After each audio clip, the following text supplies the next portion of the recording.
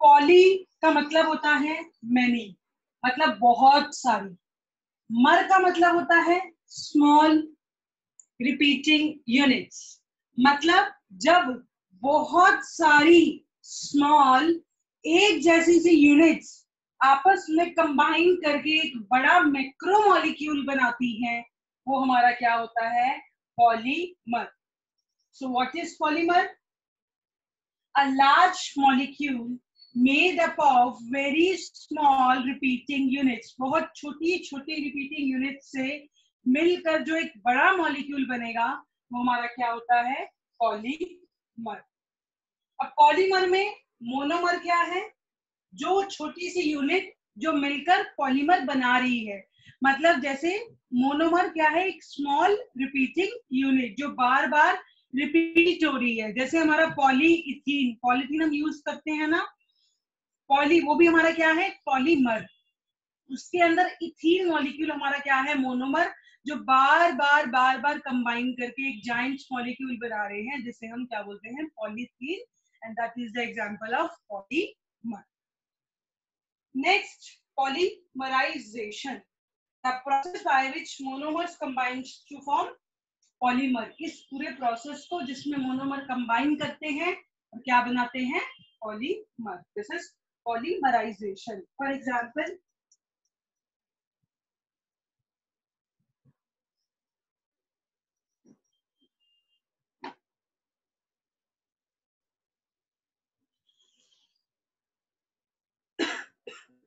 मान लो ये मेरा इथीन है,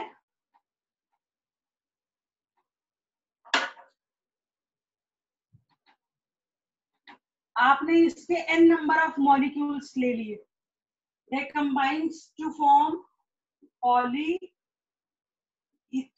ये सारी यूनिट्स आपस में जुड़ती जाएंगी और हमारा क्या बना देंगी? Polythene. So this is our polymer, this is your monomer, और ये पूरा प्रोसेस हमारा क्या है? Poly, this process is polymerisation. क्या है हमारा? ये मोनोमर हो गया, ये स्मॉल रिपीटिंग यूनिट्स है जो कंबाइन करके आपस में एक बड़ा जॉइंट मॉलिक्यूल बना रही है, एक मैक्रो मॉलिक्यूल बना रही है, जो हमारा क्या है? पॉलीइथीन, जो कि एक पॉलीमर है। और ये पूरा प्रोसेस हमारा क्या है? पॉलीमराइजेशन। एक बात याद रखना, all polymers are macromolecules. Macro means बड़ा, जिनका मॉलिक्यूलर मास ज्यादा होता है। But all macro molecules are not polymers। जितने भी हमारे पॉलीमर्स हैं वो तो हमारे बड़े बड़े मॉलिक्यूल हैं, लेकिन सारे बड़े मॉलिक्यूल हमारे पॉलीमर नहीं होते। जैसे हमारा क्लोरोफिल हो गया, जैसे हमारा आयरन हो गया, ये सब हमारे मैक्रो मॉलिक्यूल्स हैं, लेकिन ये हमारे पॉलीमर्स नहीं हैं। So what is polymer? A large macromolecule made up of many small repeating units called monomer। इसका एग्जाम्पल हो गया। नेक्स्ट आता है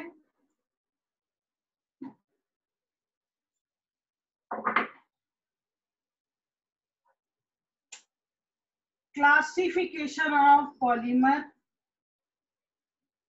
थ्योरी का क्वेश्चन है, पूछा जाता है कई बार। अब क्लासिफिकेशन, हम पॉलीमर को कैसे क्लासिफाई कर सकते हैं बच्चों? इसकी क्लासिफिकेशन के 5 पैरामीटर हैं, अलग अलग सोर्सेस पे हम करते हैं। सबसे पहला क्लासिफिकेशन है on the basis of source, कि हमारा सोर्स क्या है। दूसरा है on the basis of mode of polymerisation, ये सारे पढ़ेंगे अभी हम। तीसरा, on the basis of their structure. Fourth, on the basis of mechanism of polymerization. Fifth, on the basis of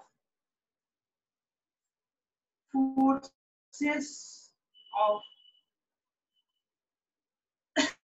intermolecular forces between them.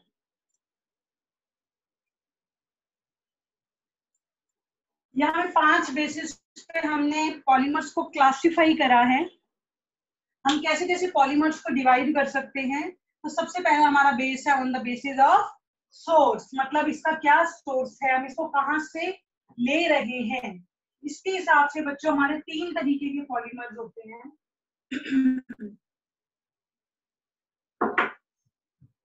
Your first one is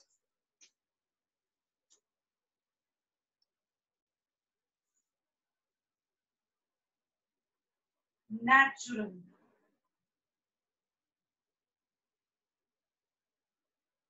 But second one is semi-synthetic.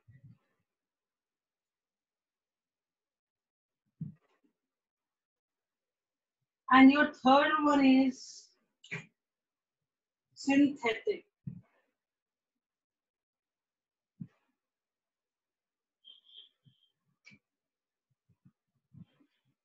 Natural,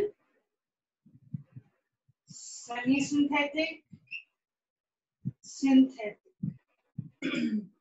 अब देखो बच्चों, natural नाम से ही पता चल रहा है, इन्हें हम कैसे बनाते हैं। These are obtained from nature. अब नेचर में कहां से, लिविंग थिंग्स में से। जब हम अपने पॉलीमर्स को synthesized by, these are synthesized by these are synthesized by their life processes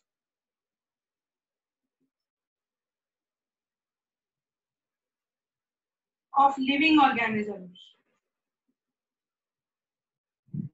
नाम से ही पता चल रहा है, जैसे कि हमारा नेचर में से जो चीज मिलती है, जैसे हमारा क्या हो गया, स्टार्च, सेल्यूलोज, या आपको लिविंग बीइंग्स में से मिल जाएगा। ठीक है।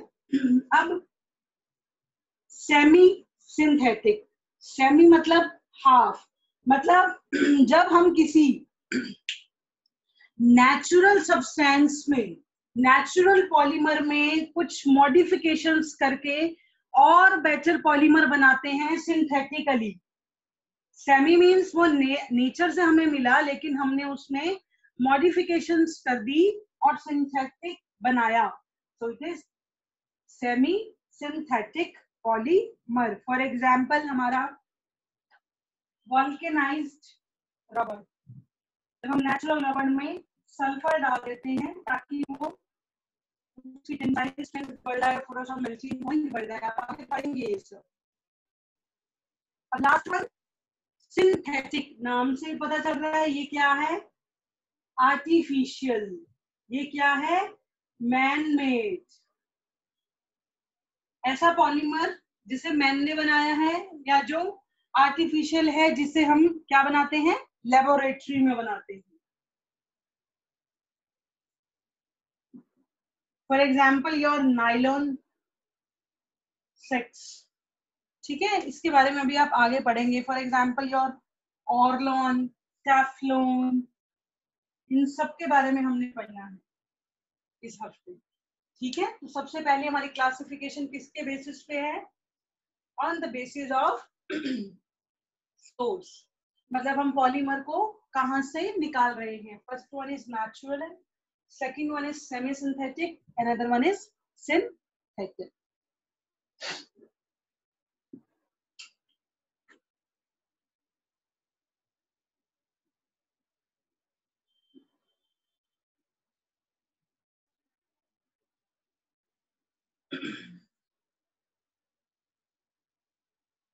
Next is on the basis of mode of polymerization, कि हमारा पॉलीमराइजेशन का मोड क्या है। इसके हिसाब से हमारे दो तरीके के पॉलीमर होते हैं, होमो पॉलीमर एंड को पॉलीमर। बच्चों होमो मीन्स सेम, मैनी यूनिट। आप समझ गए होंगे, ऐसा पॉलीमर जिसके सारे मोनोमर्स क्या हैं, सेम, या which is made up of single type of monomer, जो कि हमारा एक ही तरीके के मोनोमर से मिलकर बना हुआ है, वो हमारा क्या होता है, होमो पॉलीमर। आप कुछ भी भूल जाओ, आप इस वर्ड को तोड़ना तो जानते हो ना, उसके हिसाब से उसका मीनिंग लिखते हैं। This is the classification of polymer on the basis of mode of polymerisation. जब हमारे सारे मोनोमेरिक यूनिट सेम होते हैं, जब वो एक ही तरीके के मोनोमर से मिलकर बना होता है, वो हमारा क्या होता है, होमो पॉलीमर। फॉर एग्जांपल अभी आपने पढ़ा polyethene which is made up of n number of ethene molecules, तो ये हमारा क्या है, पॉलीइथीन। अब को मतलब को वर्ड हम याद करते हैं डिपेंडेंसी, को डोमिनेंस, जब एटलीस्ट हमारे पास दो मोनोमर्स हो। जब हमारा कोई भी पॉलीमर अलग अलग मोनोमर से मिलकर बना हो, जिसके अंदर दो या दो से ज्यादा मोनोमर्स प्रेजेंट हो, तो different monomeric units are present.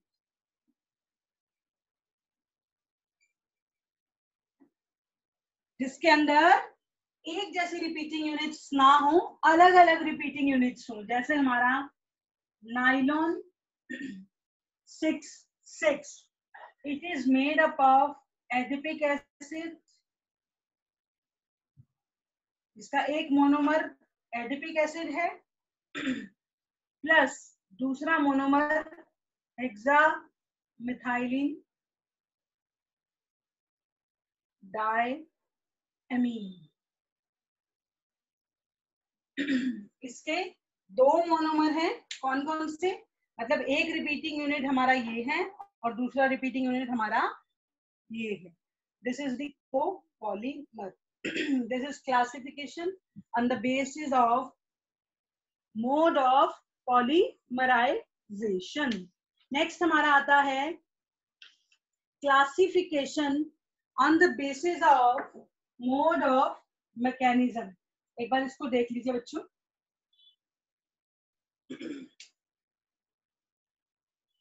Mechanism का मतलब होता है, मान लो आपने रिएक्टेंट से प्रोडक्ट बनाया, तो हमने कौन सा रास्ता फॉलो करा यहाँ तक पहुंचने के लिए। जैसे मान लो मुझे अपने घर से घर करनाल से सेंचुरी स्कूल जाना है, घरोंडा, तो मैं कैसे जा रही हूँ, बाय कार जा रही हूँ, बाय एक्टिवा जा रही हूँ, या बाय कैब जा रही हूँ, तो मोड, कौन सा मोड है, कौन सा रास्ता फॉलो कर रही हूँ, वो हमारा क्या होगा, मैकेनिज्म। अब इसके हिसाब से भी हमारे दो तरीके के पॉलीमर्स होते हैं, ये ध्यान से समझना बच्चों, सारे डायरेक्ट क्वेश्चन आते हैं, इसमें कोई भी इनडायरेक्ट क्वेश्चन नहीं है इस चैप्टर में। This is your addition, polymerization and condensation।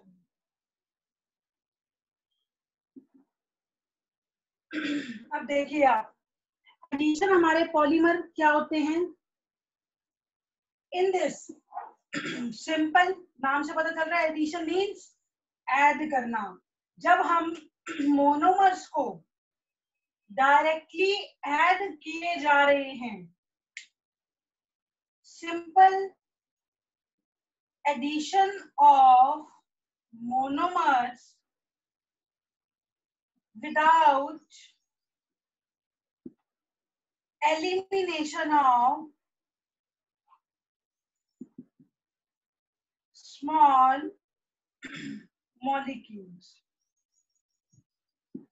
जब हम सिंपली मोनोमर्स को ऐड किए जा रहे हैं लेकिन उनके साथ कोई छोटे छोटे सब्सटेंसेस रिलीज नहीं हो रहे, वो हमारे क्या होते हैं, एडिशन पॉलीमर. अब कंडेंसेशन में which involves addition of monomers with elimination of small molecules like water, ammonia, alcohol, etc. जिसमें बच्चों छोटे छोटे सब्सटेंसेस साथ साथ निकले जा रहे हैं, वो हमारे क्या होते हैं, कंडेंसेशन पॉलीमर. इसमें क्या है, आप सिंपल एलिमेंट्स को, मोनोमर्स को ऐड किए जा रहे हो लेकिन उसमें कुछ भी रिलीज आउट नहीं हो रहा, वहां हमारे छोटे छोटे मोनोमर्स, स्मॉल मॉलिक्यूल्स निकले जा रहे हैं. These are also known as chain growth polymer.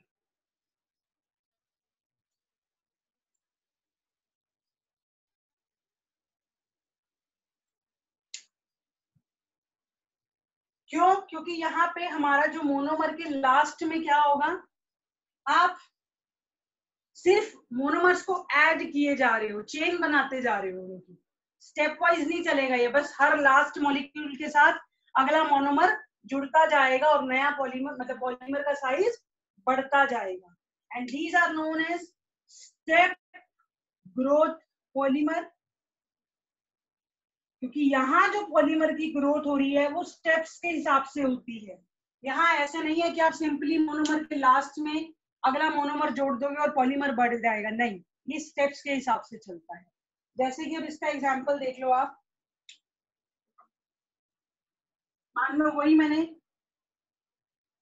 Polythene लिया, इथीन के n नंबर ऑफ मॉलिक्यूल्स लिए, they undergo polymerisation to form ethene. ठीक है, सिंपल हमारे मोनोमर्स जुड़ गए. यहां हमारा क्या होगा, जैसे मान लो मुझे, अभी आपको पिछले केस में नाइलॉन 6 का एग्जांपल दिया था, ये क्या है हमारा adipic acid, that is your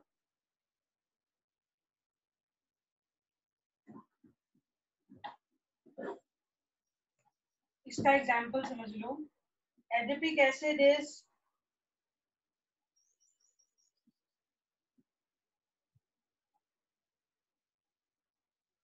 hexa, this is your adipic acid plus hexamethylene diamine. hexamethylene diamine.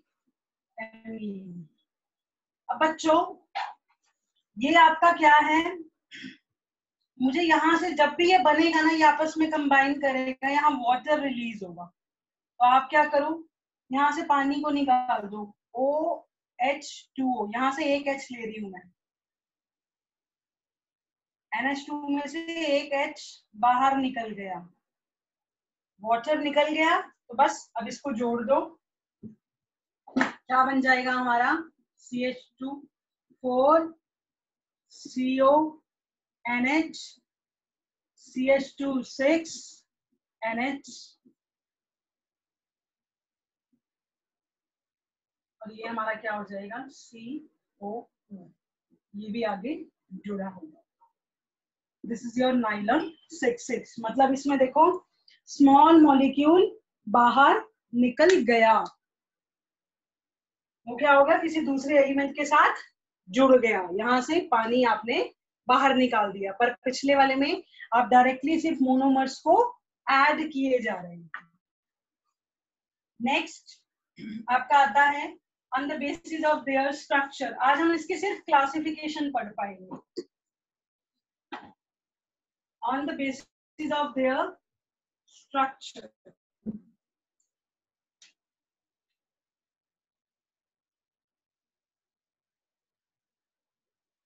इसके हिसाब से हमारा 3 तरीके के पॉलीमर होते हैं। लीनियर पॉलीमर,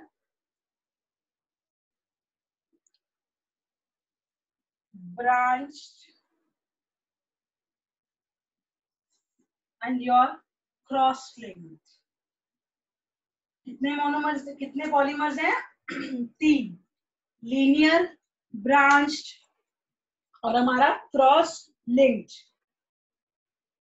इसमें क्या है, नाम बता रहा है हमारे monomer attached in a linear fashion, सीधे सीधे जुड़ते जा रहे हैं।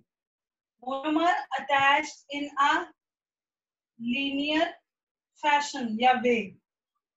फॉर एग्जाम्पल, मान लो मैं ये एक मोनोमर हो गया, दूसरा हो गया, ये तीसरा हो गया, ये इस तरीके से जुड़ते जा रहे हैं सीधे सीधे, ठीक है। दूसरा ब्रांच, जब हमारी ब्रांचेस समझते हो ना, पेड़ की शाखाएं, जब हमारा लीनियर मॉलिक्यूल, लीनियर पॉलीमर की जब हमारी ब्रांचेस निकल जाएं, हैविंग ब्रांचेस, मान लो ये लीनियर था, इसके साइड में भी आपने कुछ कुछ जोड़ दिया, ये मोनोमर्स हैं, तो ये हमारे क्या हो गए, ब्रांच पॉलीमर। अब हमारे क्रॉस लिंक्ड क्या होंगे, जहां हमारा जाल बन जाए, नेटवर्क हो जाए। तो क्रॉस लिंक्ड क्या है, जब हमारे बहुत सारी पॉलीमर्स, अलग अलग पॉलीमर चेन्स आपस में कंबाइन करके थ्रू डिफरेंट बॉन्ड्स एक strong cross linked 3D structure बना दे, वो हमारा क्या होता है, क्रॉस लिंक्ड पॉलीमर। जैसे देखो, आप मान लो ये एक पॉलीमर था, ये दूसरा, ये तीसरा, इन्होंने आपस में ही बॉन्ड बना लिए और एक जाल सा बन गया, क्रॉस लिंक्ड हो गए। तो ये हमारे क्या होंगे, क्रॉस लिंक्ड पॉलीमर। अब बच्चों यहां देखो, हमारा लीनियर वाले में स्ट्रक्चर एक दूसरे के ऊपर बिल्कुल स्टैक कर रहा है, तो ये हमारे क्या है, क्लोजली पैक्ड है। यहाँ पर इनके स्ट्रक्चर में जो पैकिंग है वो बिल्कुल क्लोज है। यहाँ इनकी डेंसिटी ज्यादा है, मेल्टिंग पॉइंट ज्यादा है, मेल्टिंग पॉइंट इनका ज्यादा होगा, इनकी टेंसाइल स्ट्रेंथ ज्यादा होगा और डेंसिटी ज्यादा होगी, ठीक है। ये हमारे क्या हो गए, लीनियर पॉलीमर्स। अब यहाँ पर देखो, ब्रांचिंग की वजह से ये एक दूसरे के ऊपर पूरी तरह मर्ज नहीं हो पाएंगे, तो इनकी डेंसिटी कम, इनका मेल्टिंग पॉइंट कम, ये लीनियरली अरेंज नहीं हो पाएंगे। ये 3D स्ट्रक्चर होने की वजह से, because of 3-dimensional network, they are very hard and brittle। बच्चों आप हार्डनेस और ब्रिटल में बहुत कंफ्यूज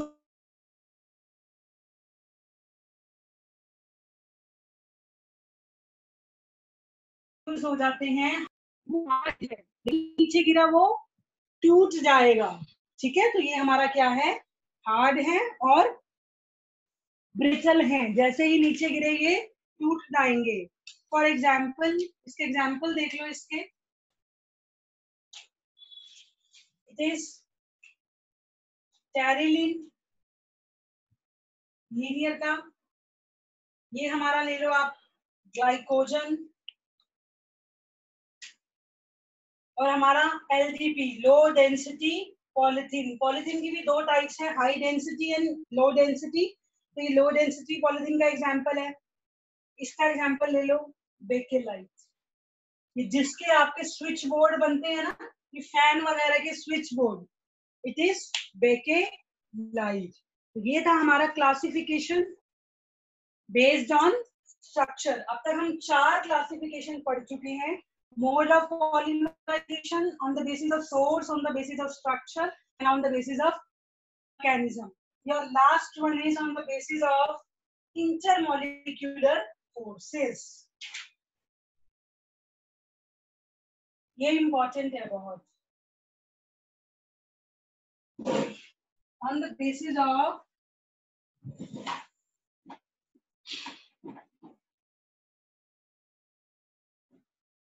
मतलब पॉलीमर आपस में किस बॉन्ड के थ्रू कनेक्टेड है।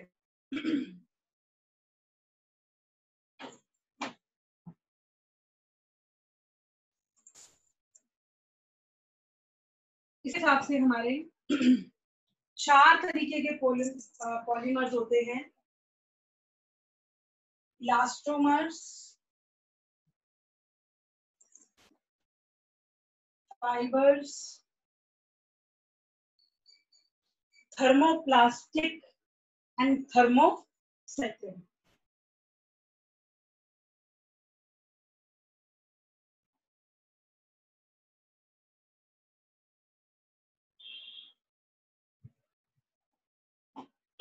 Elastomers, thermosetting, thermoplastics and your fibers.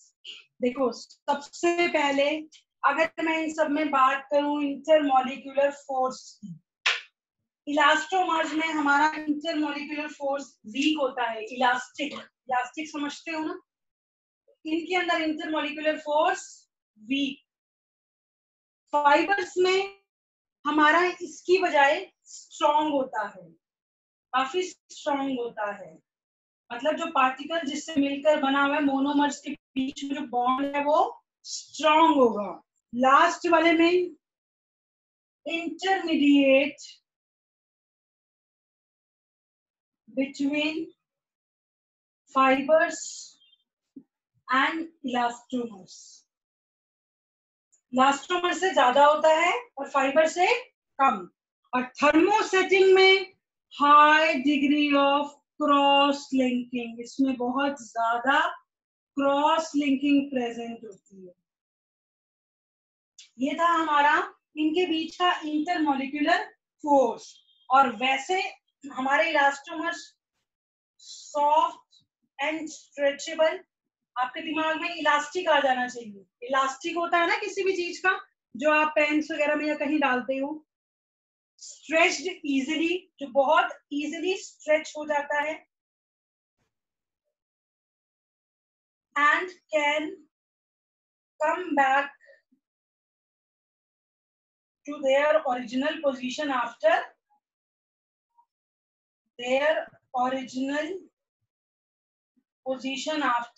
stretching.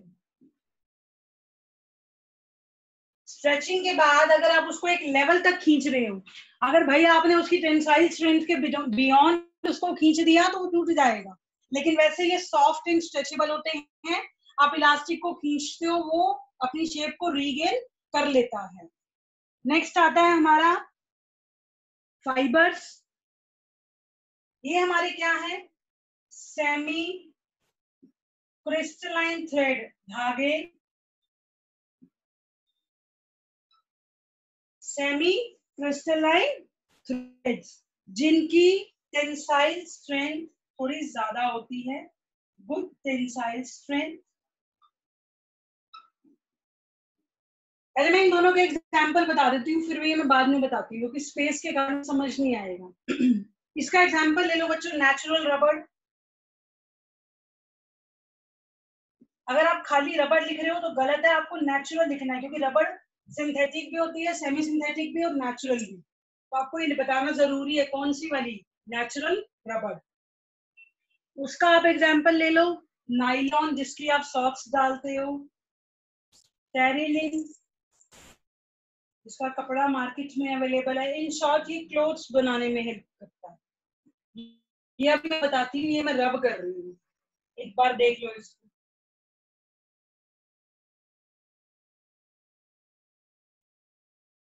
अब थर्मोप्लास्टिक,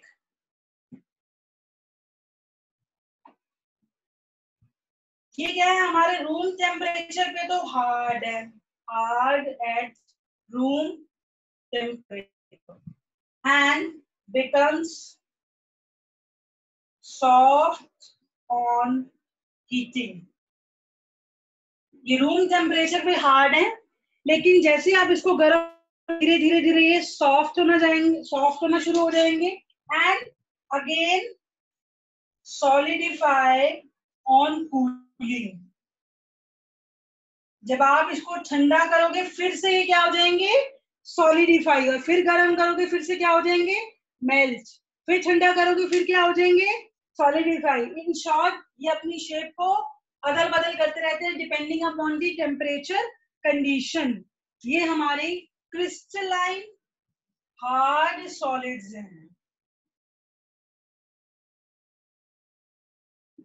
जिनमें जो मोनोमर्स हैं वो बड़े तरीके से प्रेजेंट हैं। मान लो ये मोनोमर्स हैं, बड़े ही तरीके से प्रेजेंट है, ऐसे नहीं कि होश होश वे में एक यहाँ ना, रैंडमली डिस्ट्रीब्यूट नहीं है। मोनोमर्स बहुत तरीके से प्रेजेंट है, जिसे हम क्रिस्टलाइन सॉलिड्स बोलते हैं। फॉर एग्जांपल पॉलीस्टायरीन, ये सारे आपने पढ़ने हैं आगे परसों के लेक्चर में।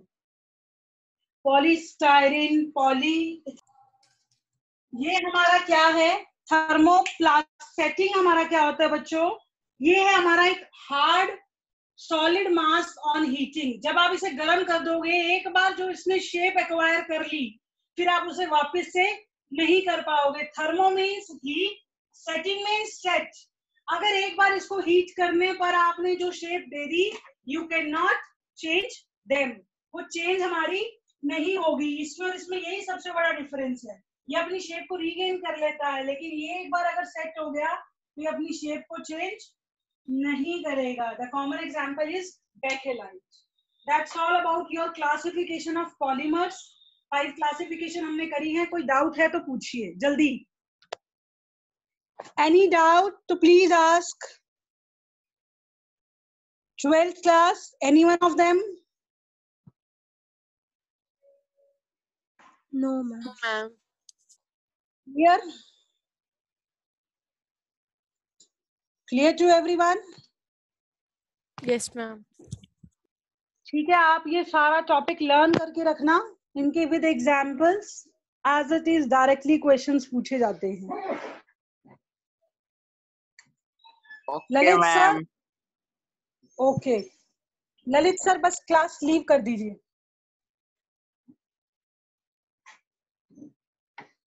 और खुशी राठी, ये